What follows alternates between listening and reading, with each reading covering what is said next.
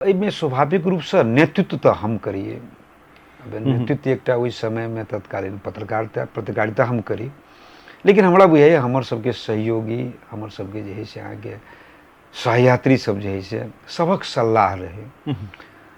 गंगा आरती के जब परिकल्पना के लिए जे सफाई तो भेले, लेकिन निरंतर सफाई केना रहते, तो मन में आयल जे हरिद्वार और बनारस में गंगा आरती के शुरुआत किए होते भेल जल के बचाव के लेल। तो जल के बचाव के लेल माँ गंगा के साक्षात प्रकट करे के लेल गंगा आरती के शुभारंभ ओहिठमन भेले।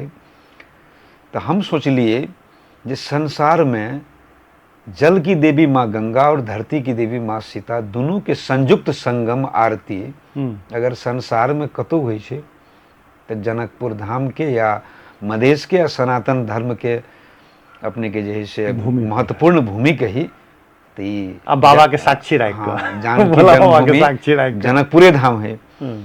तो अपने के जना हरिद्वार बनारस में आरती होइ छै, भोला बाबा के साक्षी राख के गंगा आरती होइ छै, माँ गंगा के स्मरण करे छै।